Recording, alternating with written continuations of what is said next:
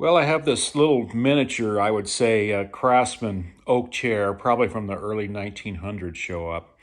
It's just a beautiful chair. It's full of tiger oak and sits a little on the short side, which I think is really neat. But the problem is it just squeaks and it's a little loose. So I think for the most part, all we need to do is remove the bolts and clean all those up and glue up any of the loose joints and then kind of put it all back together. And then after we're done with that, we'll just give it a good cleaning and I think it will be ready to go. So I went ahead and took the legs off of this rocker. They were held on by 2 screws only. And it's probably one of the reasons that the chair was squeaking so bad. But when I took it off, this screw is the only thing that's holding these rocker legs on. And it barely goes down into the arm of the chair. So I really think what needs to happen is we need to put a real pin in here. And then if necessary, we can come back in and put the screw in. And then we can put an oak plug on top of the screw. But I think if we correct this problem, we'll probably take care of a lot of the squeaking. And then if you slide over here, you can see where the old glue was. And so we need to clean this off, and then we'll re-glue this. So here's the first arm of our chair apart, and it came apart with absolutely no work at all. All of this glue is just really dried up, as you can see right there. It's all cracked and crystallized. So I think it's just a matter right now, just cleaning this glue off and just re-gluing this one arm up, and then we'll do the other one. So this is definitely a repair made by somebody at some point in time, because you would have never seen a nail driven through the side like that. There's actually 4 of them here. So I'm going to remove all these nails, and I'm going to remove all this hide glue, and I'm going to take that pin out and I'm going to put a real pin in. That's just a piece of dowel right there.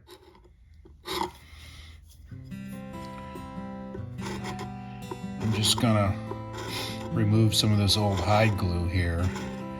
It's all crystallized, and this old hide glue actually, and the reason it's called hide glue because it was originally made from animals. So, and it's a really good glue, actually holds up really well, except when it gets to be about 130 and 140 and 150 years old, it tends to crystallize. And so I think the best thing to do is get this cleared off and then re-glue it with hide glue. Use the same glue back on it. I think it'll be just fine for this situation that we're in. But I really like working on these old pieces of furniture like this. They tend to have a little character to them and tend to have quite a story they'll usually tell.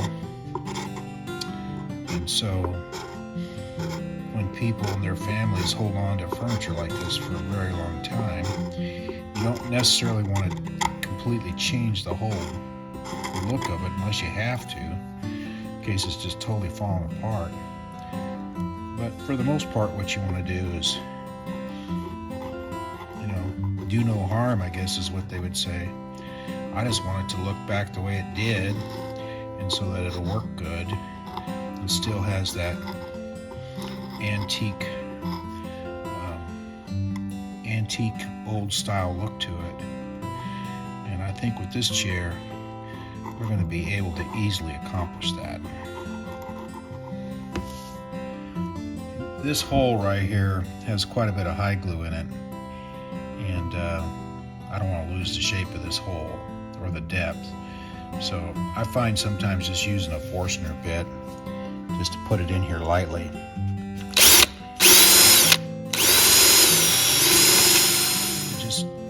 It it just helps clean that hide glue out of that hole.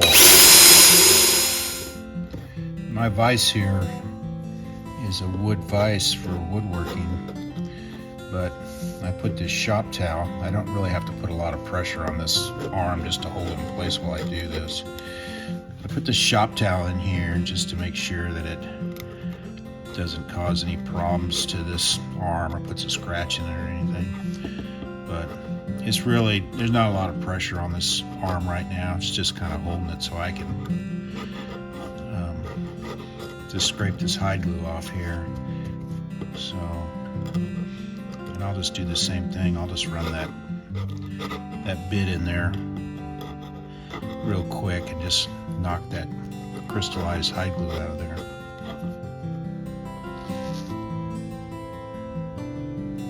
So this is the type of dowel pin that I'm going to use to put back together. And you can see those grooves in there. Works really well because when you put it down in the hole, it allows the additional glue to run out as you put that and fit that down in there. So I think that pin's going to work a lot better than what was there in the first place. So these are the slots for the center, the little small center boards. And at some point in time through the years, which is usually typical, happens is this glue gets loose and somebody tries to nail it, and there's a little itty bitty brad nail right there. So I'm going to see if I can get that out of there and re-glue this back together without having to use these old nails. So I'll put this leg back up here on my little cloth that I got up here, my little shop rag, and this pin is actually not glued in anymore. So I'm twisting it pretty easy. I'm pretty sure I can just pull it out, which is going to make it a lot easier. And there it comes, just like that. Nothing to it. So there's two cracks in this joint. These two pieces here are just where the nail was put through. But over here, there's a crack running this way and a crack running this way. So what I'm going to do is I'm going to take and put a pinhole, basically smallest drill bit I got here, which looks like it's about a 1/32. And I'm going to drill a little bitty pinhole down through the center of that crack in this one. And then I'm going to use a glue syringe and inject some glue in there. And then I'm going to just keep it tight in the vise here until it sets up. We'll see how that works out.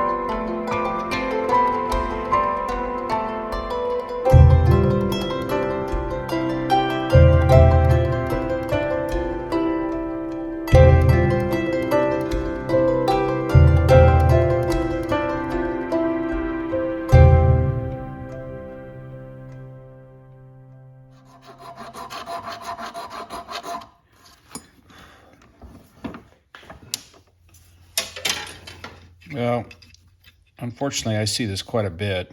The joint gets loose, and instead of taking it apart and gluing it, you see people take these nails and try to hold it together. So there's 1, 2, 3, 4, 5, 6, 7 nails on that joint.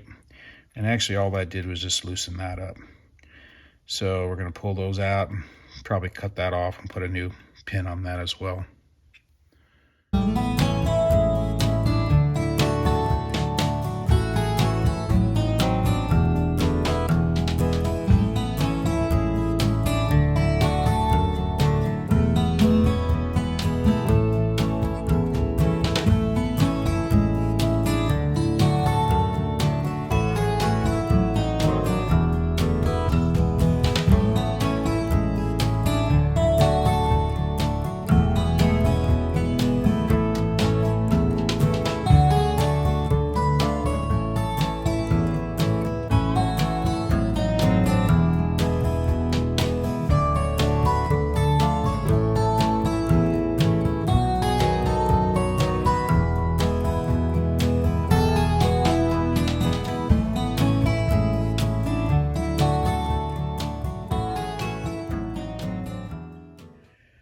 I'm going to start putting this chair back together, but you can see all of these bolts and screws and nuts. They're just a collection of everything. Usually what happens is bolt gets lost, nut gets lost, screw gets lost, or something strips out. And old guys like me go to the box of junk that they have in the garage and look for anything they can find, stick it in there. That's kind of what's happened here. So I'm going to put this chair back together, but I'm not going to be able to use any of this stuff.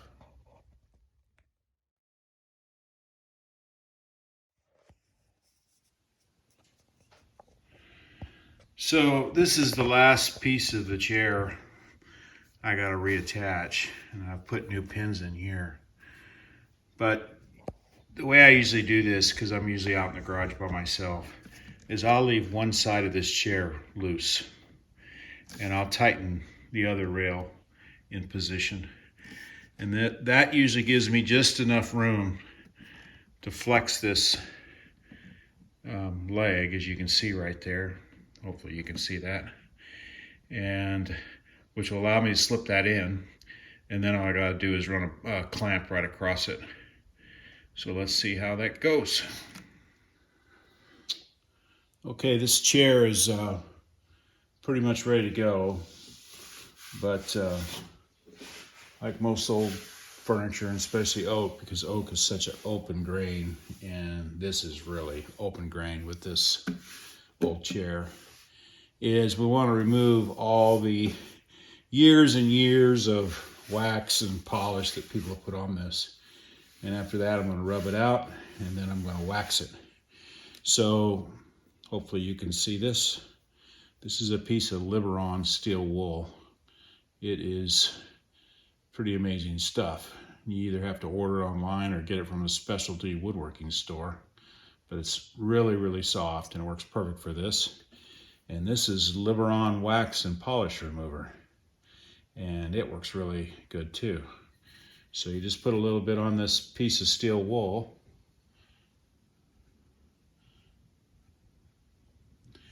And once you get some on here, what we're going to do is just lightly start rubbing this out, just like this.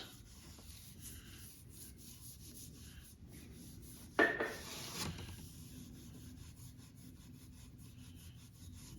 see a little bad spot back here, so I'm just going to rub it out.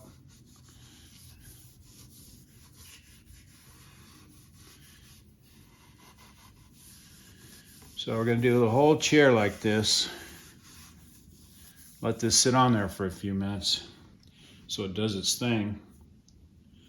Then I'm going to take a microfiber towel, which this one here is perfect because it doesn't have anything hanging off of it. And for the purposes of this video, I'm going to go ahead and rub this off right now. But you'd want to leave that on for just a few minutes. But then, just going with the grain, you're just going to wipe that down, make sure you get it off. And you get to do that to the whole chair. So I'll go around and do that, and then we'll move on to the next part. Okay, so this is a very well soaked piece of Liberon steel wool in Wool Lube rubbing lubricant. And through the years, these arms and the seat being open grain, they get a little bit of a rough feel to them. So I've cleaned off all the polish remover, and this chair is dry now. So I've taken this piece of wool, this steel wool with this lubricant, and I'm gonna just start rubbing this chair out. I want to at least do the seat and the arms. And then once I'm done here, we'll clean this off and then we'll wax it. So this will take a little hard rubbing. So I'll be back on the video in a second.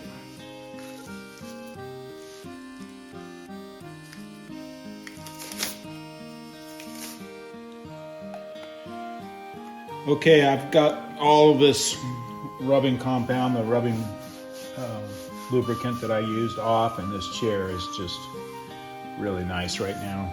The arms are great, the seat's good. So I'm going to use a satin finishing wax now, and you got to shake this stuff really well. And I'm just going to put a little on this microfiber cloth, and it just goes on with the grain, just like this. And do just do this seat. And so you just have to leave it on there for 1 to 2 minutes. So you want to do just small parts, so I can easily do this seat in one time. So after about 2 minutes, I'm going to take another microfiber cloth and I'm going to wipe that off. So at that point, this chair is going to be ready to go. Well, this satin finishing wax has been on here for about 2 minutes, and I've rubbed it out with this clean microfiber towel. This product I've been using is satin finishing wax by General Finishes. But the patina and the feel of this chair is incredible. It really, really feels good, and it really looks good. So anyway, congratulations, Grandma. You got a new baby coming, and who knows, maybe in many, many, many decades from now, you might be passing this old chair to your new grandbaby.